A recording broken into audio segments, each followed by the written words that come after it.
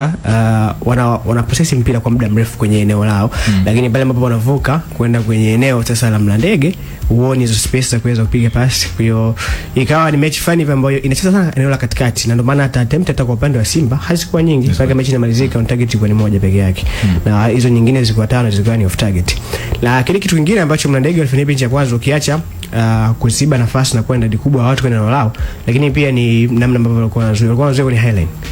Kwenye dakika kama 10 za mwanzo hivi walifanikiwa kuwaweka Simba kwenye mtego wa offside, japo zingine hazikuwa sahihi, lakini ni eneo ambalo pia liliwasaidia kwa sababu baada ya kuwa na watu wengi nyuma nyuma, upo kwenye highline, option ya Simba hawezi kupita kwa pasi za chini, ni kupiga mpira ya juu.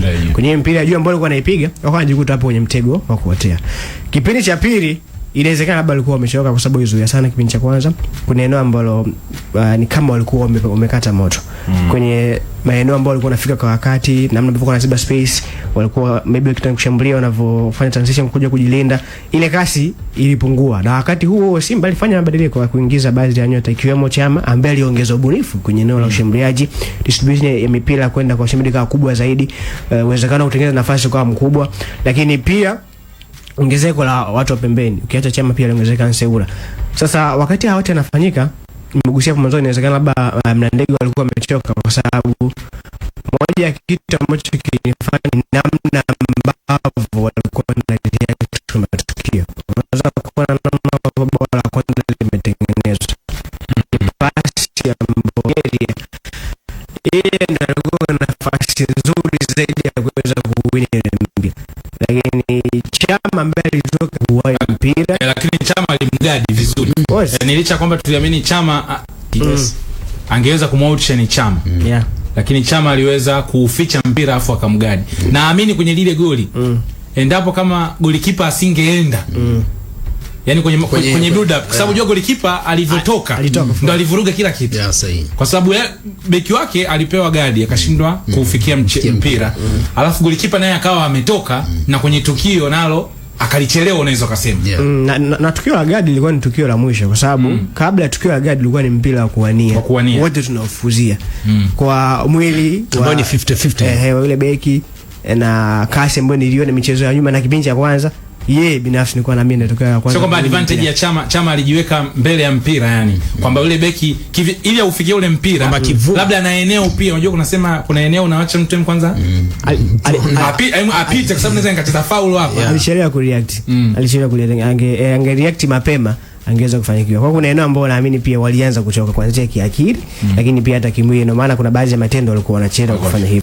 Kwa hiyo baada hapo kilichofuata ilikuwa ni sana quality ya Simba tu, na mlingana ambao wanaweza kaamua mechi, na kikubwa nadhani Mlandege hawezi wakajutia sana kwa jinsi ambavyo wameweza kwa jinsi ambavyo walicheza kipindi cha kwanza, hata kipindi cha pili pia haikuwa mbaya sana. Inawezekana ingekuwa timu nyingine ya kawaida kwa jinsi ambavyo mechi ilikuwa kipindi cha pili, maybe ongeza kuruhusu magoli mengi zaidi ya yale ambayo tuliyaona.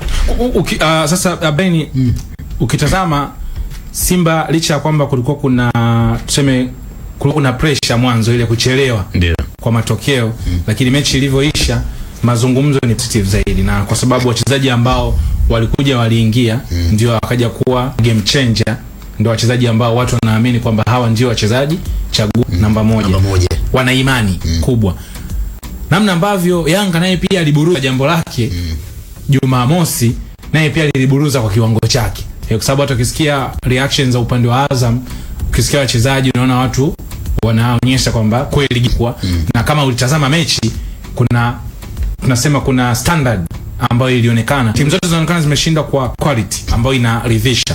Sasa wanaenda kucheza finali, lakini pia kutakuwa kuna mchezo mwingine ambao ni muhimu zaidi, unaweza kusema mchezo wa alama 3 ndani ya siku 5. Ndani ya siku 5 mechi mbili tarehe 29 na tarehe 3 tutaenda kuona dabi mbili ambazo kiuchezaji tutegemea kuona standard ya juu kwa hiki ambacho tumekiona siku hizi mbili zilizopita, Jumamosi pamoja na jana Jumapili.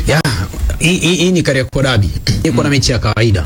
Yaani when comes to issue ya Kariakoo Derby, hawa ni wapinzani ambao huwa wanahitaji kutengeneza heshima, lakini pia hata tambo mitaani. Ukiwa Muungano Cup That's kwamba unataji achilia mbali thamani ya milioni 150 ambayo inaizungumzwa. Itatengeneza zaidi saikolojia za wachezaji kuelekea kwenye mechi ya Kariakoo Derby ambayo inaita matatu kwa ujumla. Na ukienda kwenye issue ya ligi kuu, kwenye mbio za ubingwa, gap pale lililopo, kuna possibility Yanga kaendelea kuongeza gap ama Simba akapunguza gap kwa kuwa kuna mechi nyingine ambazo zipo ya safari. Kwa hiyo nina imani kubwa zaidi kwamba mabadiliko ambayo aliyafanya Simba jana, maana game changes kama unavyozungumzia Chama kuingia kwake kina Yusuf Kagoma wote, na hata kwenye score sheet tukiangalia walio wengi ni wale waliotokea bench. Mwalimu unamzungumzia Setora wote walitokea, aliyetoa assist 2 unamzungumzia Clatous Chama. Labda hapo tutamzungumzia mtu kama Neo Maema, na bado aliyekwenda kwa assist ni Setora yule ambaye alitokea bench. Kwa hiyo kwa ambaye ilipatikana second half, licha kwamba maybe Mlandege kwa kuwa alitumia nguvu kubwa sana first half, second half alichosi ambacho tukuja kukiona second half kwa Simba nina imani kubwa zaidi kinaweza kikatumia ile tarehe 29 the same issue kwa Young Africa ambao walitu surprise kwenye mechi ya Azam. Kwa hiyo ninachokiona asilimia kubwa zaidi sio ni kwamba kuna mtu atajivunja atachukua wachezaji wa akiba ambao hawapati nafasi mara kwa mara wacheze mechi ya finali, ili mradi tu kutunza nguvu zaidi kuelekea kwenye mechi ya tarehe ngapi? Tarehe 3. Kwa hiyo ukipoteza mechi ya tarehe 29, possibility ya wewe kuharibika kisaikolojia na baadhi ya pressure nyingine pia umepoteza katika mazingira gani? Maana unaweza kupigwa 5 kule, unafanyaje? Umeelewa? Kwa hiyo nina imani kubwa zaidi kwamba game zote mbili tutegemee ni game ambazo kiufundi, kimbinu, quality ya wachezaji, vitu vyote hivyo. Of course msingi wa swali langu ni kwamba kabla ya hizi games kulikuwa kuna stories za tofauti kwamba Yanga hii imeshuka kiwango, Yanga acha za kuvunja kwamba Yanga hii kiwango hivyo, na wana kendo zao walizopewa. Ukija kwa Mnyama unaambiwa bana Mnyama naye anashinda tu, lakini wachezaji viwango hapa katikati wakina Libase ndio walikuwa bana kama wamenani, na zile timu ilikuwa ipo.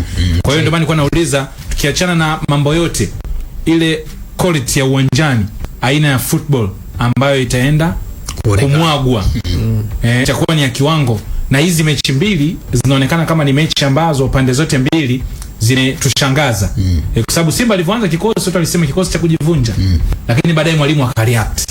Sababu kulikuwa kuna wachezaji wengine wa akiba ambao wanaweza kaongeza kitu. Yanga yeye aliamua kuimaliza mechi kipindi cha kwanza. Shughuli na karibu mechi zote alizocheza. Shughuli mapema tu akaonekana. Kwa hiyo unaona kama timu zote mbili walikuwa wana ujani, wote walikuwa wanataka tofauti. Unajua moment ambayo tunaizungumza hapa Kasuga, ni kipindi ambacho timu zote zimetokea katika kipindi kigumu.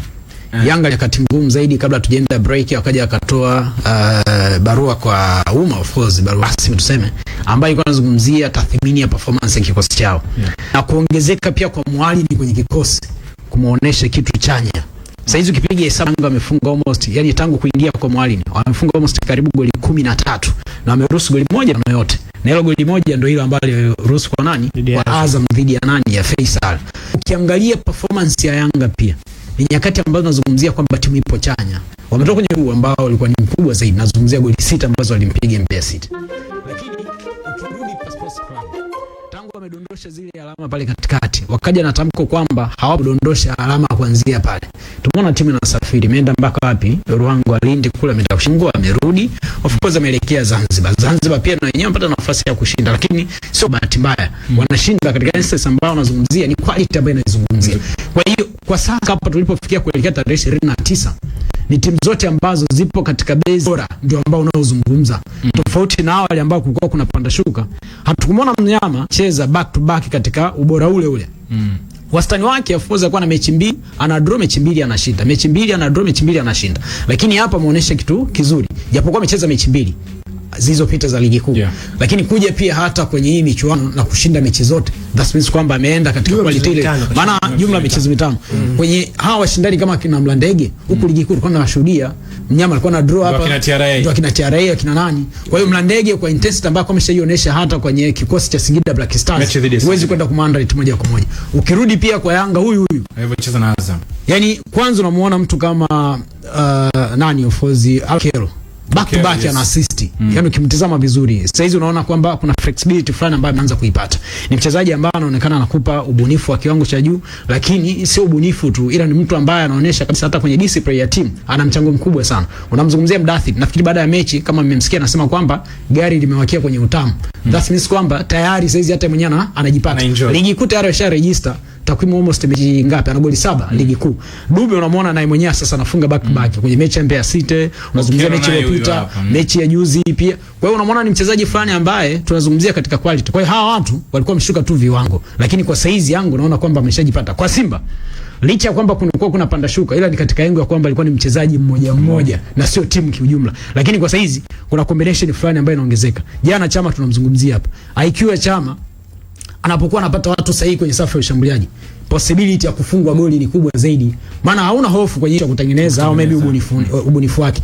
Tutakachokudai ni wewe bwana Baraka Mwangosi utafanya nini, Selemani Mwalimu utafanya nini kwa wakati ambao maybe umetengeneza nafasi. Kwangu mimi nina imani kubwa zaidi kwamba quality imeshaonekana baada ya changamoto zilizopita hivi karibuni. Basi bana, hiyo ni kuhusiana na picha tu ambayo tumeiona kwenye michezo hii ya weekend walau kwa uchache. Jumamosi Africans aliibonda Azam, lakini pia jana Mnyama naye kambonda Mlandege. Kwa hiyo nadhani katika historia mimi sijajua, labda tutatukumbusha, ila hivi nikiwa najitambua kuna dabi za haraka zitakuwa zimechezwa kama ratiba inavyoonyesha zitafuata back to back ndani ya wiki maana siku 5 tu.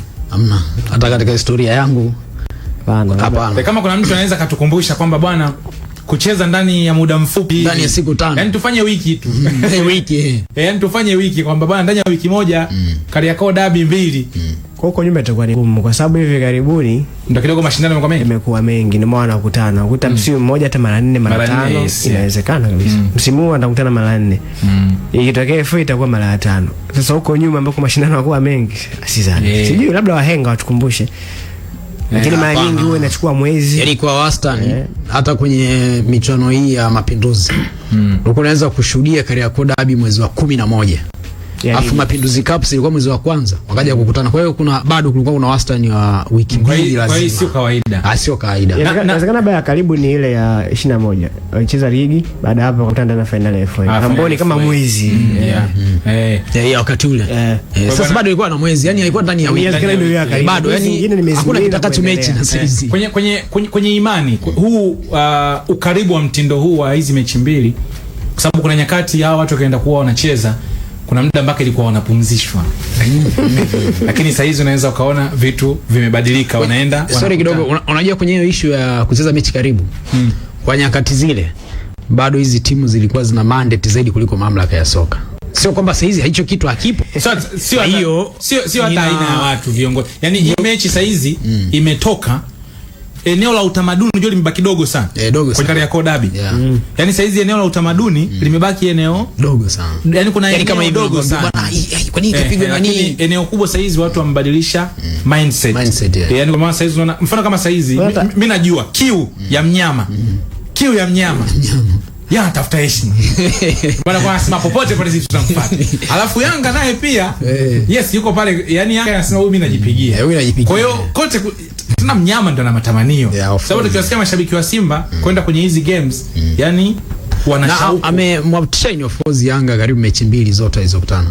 Mechi Yanga ya jamii japo matokeo bado yalibaki upande wa Yanga. Yeye mwatisha mechi nyingi tu lakini alikuwa anafungwa yeye. Kama kiwango sio kwa daraja hizi mechi 2 hizi. Mechi Yanga ya jamii kuna ile akayoko. Sasa ile mechi Yanga ya jamii mnyama ile mechi akienda akirudi quality, yani kwenye kupossess bora lilicheza, lakini kwenye umaliziaji ndio eneo ambalo lilikuja kumwangusha. Ile mechi ya Fadlu mimi alizungumza ile mechi siku ilikuwa tena Simba kwanza mechi kipindi cha kwanza siku na ndio maana alizungumzia kwamba anapenda nani mentality ya wachezaji wa Yanga. Yani na Yanga alipata moment tu na ile so mentality pale ni ubora pungua. Mentality namna unavyoona sio bora, total mentality mwenyewe kumaliza game yote. Yani mentality kuna ubora wa wachezaji. Mfano kama mechi ya Jumamosi ya Azam na Yanga ile pale sana bro, yani pale kuna level ambayo tulionyeshwa ukomavu wa wachezaji wa Yanga. Matukio machache watu wameyatumia, wameilaza game. Ndio kitu ambacho sometimes Azam na Simba wanakikosa. Kwa sababu umetaja mechi ya Ngao ya Jamii. Simba mara nyingi wanakosa quality. Ila mentality wanayo kwa sababu ile mihangaiko ya Kibu uweze kusema kwamba huyu mtu ajue anataka nini. Ila tu kuna ubora ambao unakosekana. Elim Panzu ile mechi ya Ngao ya Ngao Ngao ya Jamii ile anagonga mitamba panya ile. Ulikuwa unaona mapambano yake. Sasa bado unamzungumzia mchezaji mmoja mmoja. Na wasema ukiwa na mentality ya wachezaji karibu hata watano wanaweza akakusema. Sometimes mentality ina kwa sababu kwenye mechi ya dabi kulikuwa na Mpanzu, Kibu, Kapombe wote kwenye matukio. Wote uweze kusema labda mentality. Sasa wachezaji walikuwa wachache wale hiyo. Kwa sababu wachache. Sababu hata dabi ya Kayoko pia. Kina Fabrice. Dabi ya Kayoko pia ni dabi nyingine ambayo Simba alishindana. Yaani ubora ulikuwa unapungua. Yaani kwenye dabi ambazo Simba zokamdai labda mentality au ya tano nyingi kwa baadaye sana. Nadhani ile ya goli 2 ya ubingwa wa ligi. Ambayo kulikuwa na mgomo na vitu vingine kama hiyo sawa. Lakini hizi zingine zote zilio tu kwenye ubora. Ila mechi hata saizi anaweza akamdominate Yanga kwa kupoteza. Hata ya juzi ya Zenji. Mnyama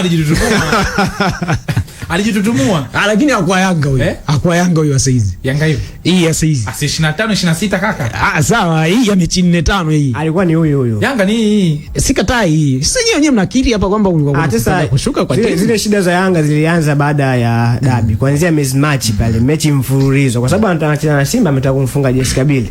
Bao 3 Champions League. Anasubiri kule Ahly amfunge Esfa aende robo finali. Kwa hakuwa mchekea. Ila baada ya mwezi wa baada ile mechi mfululizo Dodoma pale ndo tukaanza kusikia vilio. Watu ndio wakaanza kuumia. Kwa sasa kwenye mizania kwenye mizania kwenda kwenye Simba na Yanga wapo sawa. Yaani kwenda kwenye hii game timu ambayo wachezaji wake wamekuwa hawana consistency na wapo limited kwenye namba ni Simba. Kwa sababu kwenda kwenye hii mechi maana yake Anset yakikamatwa ushamaliza, si ndio? Au mfano tuseme labda Chama asipokuwa kwenye game kwa sababu wachezaji ambao wamekuwa na consistency, Rushen Derek ni number 1. Yes, sahihi. Yani huyo ni kama Duke Abuya Yanga. Yani huyo hakuna question mark. Lakini Chama na moments, lakini Chama anahitaji timu iwe mchezoni ili aweze kuipa timu matokeo. Lakini kinachoifanya sometimes Yanga muda mwingine ni kutokana pia na idadi ya machaguo kwenye baadhi ya maeneo, lakini pia wachezaji wake. Unajua utakavyomzungumza Maxim pia Nzengeli inawezekana ukigeuka upande wa pili usimuone. Unajua zile ukimzungumza Duke Abuya kama jana Kante nilikuwa na mtu mmoja anasema na ndege hivi huyu tukienda finali na yule Kante kuna muda huwa hahitaji hata mechi labda iwe na pressure kubwa sana. Yeye mwenyewe tu analizua yangu tu kapiga pasi ya hovyo. Nipo na Wakanda hapo pia aliuliza hata swali kwenda kwa Morris Abraham. Morris naye sometimes mpaka atokee bench ndo nakuta. Kwa hiyo kumekuwa kuna ule yani ule uhakika sometimes kwa sababu mtu atakuwa kwenye kiongozi. Morris msimu huu imeshagoma. Kwa sababu nafikiri kwenye machaguo haya mapya ya dirisha dogo Anset ndo amekuwa kiboko. Libasi hapa katikati kwa muendelezo. Anset ora amekuwa kiboko. Chama naye pia game time kwanza ile watu walikuwa waamini kama angeweza kuja kuwa hivi. Lakini bado kuna vitu vingine vya ziada ambavyo wanayanga inawezekana wanajisifia, lakini kwa mazingira yalivyo sasa hizi ni mechi ambayo haba inaweza ikawa kati. Na mimi dirisha dogo wangemtoa kama Nabi. Alafu Mwarabu angewekwa hata kama na majeraha. Nani Bajabi? Kwa sababu Nabi kama yashaonekana mwalimu hana mpango naye. Asa Bajabi yule Bajabi sasa Bajabi sasa hizi ukimwangalia Nsajigwa inawezekana kuna nani. Lakini hajacheza na injury. Kama amepona mwezi wangapi yule mwezi March. Angekuwa anapata mechi za kucheza. Kwa sababu na lile angeongezea upana na lile umbo ukimtazama saa hizi. Na mchezaji ambaye pia anacheza kwa tahadhari kama mmemtazama Bajabi. Mimi nafikiri upatikanaji wake ndio changamoto. Kwa hiyo club mimi naona maamuzi ni sahihi. Sasa kwa sababu unasema hivyo kuna watu wamebaki kwenye mfumo wamejaza namba na hata mechi tu hizi nyepesi. Sasa hiyo sasa kumuuliza haipo. Naona ule msimu nimekuelewa. Ile msimu wakati wa usajili. Ndio alitolewa Bajabi. Yani wangetoa Rabi. Kwamba ilikuwa ni kosa. Kwamba binafsi mimi naamini. Wangeendelea kumuuliza ipo kwenye system. Ashaonesha huyo mtu amuhitaji. Kwa nini asalie? You never know. Kwani kwa Uma naye si ilionekana hivyo hivyo. Uma walikuwa na mpango ndio maana wanamtumia Nabi acheze kabisa. Hata benchi umuone. Hata hizi za kina Kevita hizi mafunzo umuone kabisa. Mambo ni mengi. Na ni mchezaji wa kimataifa. Unafanya judgment baada ya kumuona Bajabi. Mfanya judgment bana. Bajabi bado. Naamini angeongeza upana wa kikosi. Sio kwa kwanza. Hatusemi mabaya lakini unaweza Bajabi amecheza hizi mechi mbili mfululizo. Lakini mechi kama ya finali tunajua itakuwa inaheka. Hawezi kumpanga. Yaani chaguo la kwanza. Yaani kitu kimoja hapa. Yaani kwenye hapa wenyewe mmegusia upana wa kikosi. Ndio ambacho Simba anakikosa. Yes, upana wa kikosi. Yaani kuna upande akitoka Nseura ambaye anasimama pale ni yule Bashiru au Chasambi. Yeah. Gepo la ubora hapo kidogo ni kubwa. Ukimtoa Selo na Mwangosi. Ndio hicho wacha nikizungumzia na imefika wakati hivi sasa ukiangalia mwalimu anajaribu kumtumia Mpanzo kama false 9. Ndio imekuwa sababu ya Selemani Mwalimu. Au Loemba sometimes. Mara moja Loemba. Sasa ungekuwa na Bajabi kwenye harakati za upande wa kikosi. Dakika 5 za mwisho 10 za mwisho angeweza kuwasaidia kuliko mchezaji ambaye hachezi kabisa. Mbona kama watu wana wasiwasi sana na Simba? Hebu na wewe tuandikie kwenda kwenye michezo hii miwili ya dabi ya Kariakoo, nadhani utofauti utakuwa au tofauti ni upi kwenda katika michezo hii? Yote ni michezo muhimu, lakini mchezo wa tarehe 29 ni mchezo ambao utakuwa una kombe. Kwa hiyo iwe isiwe